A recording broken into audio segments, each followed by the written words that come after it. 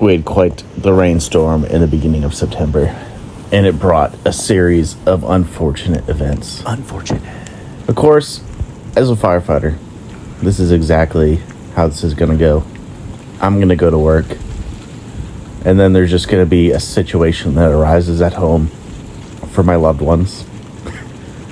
Maddie had to venture out into the dark, rainy depths to try to stop this water from coming in the house, which appeared to be from the doors and possibly some of the zip tape. So that started some pretty quick action. Started on the siding. Pretty happy my brother came out to help me out with that. Just got some cedar boards, cut the dog ears off and put them up shiplap style. Shiplap! And I think it turned out pretty good. So safe. Everyone's gonna love it. That was perfect. On the top end, the ladders made this a super long process. It was about 8 hours to do the top with both of us. And I mean, I don't know if we could have saved any more time. On the bottom took a little bit longer.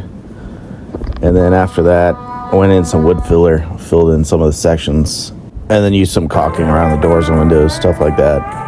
Then we chose a stain. I want to say it was a natural cedar.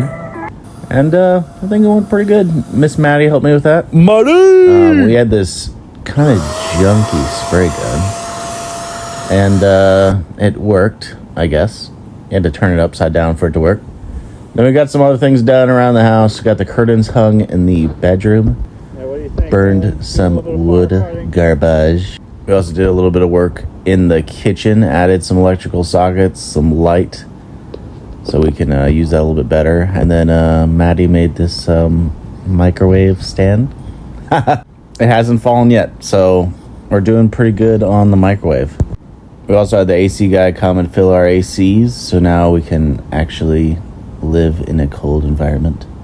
And now it's back to Waylon's room. Waylon actually really wanted to help with this, which I was proud dad moment here.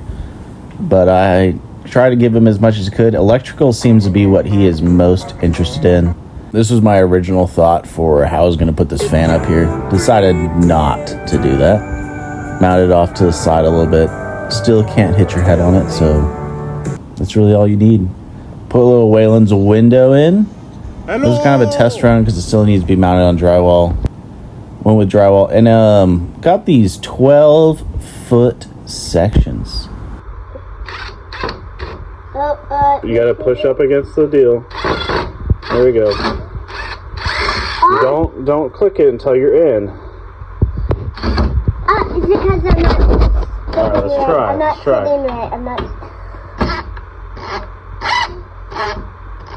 There we go. Oh, There we okay. go. I think 12-footers really are the way to go. Me and Waylon got this drywall hung in about 2 days, pretty much. We got most of it done the first day, and then we kind of had to come back for this window. Let me tell you, this circle window was something else. You know, I didn't want to go with something standard, like a square or a rectangle. But I think I should have probably chosen like a trapezoid or perhaps a triangle, maybe even some type of rhombus, because having a circle was not the easiest thing to frame out. Mythic difficulty. And it also added a whole nother day. I had to wait for all this stuff to cure so that we could get on with the drywall. But after that, and then it was time for everyone's favorite activity, taping and floating. It's no one's favorite. There was actually a 2-week lag between the time that all this was hung and all of it was taped and float. And let me tell you, the way to texture is done best after you've had multiple margaritas. Because let me tell you, you get that texture up there, and it may be the best texture you've ever seen. Wow.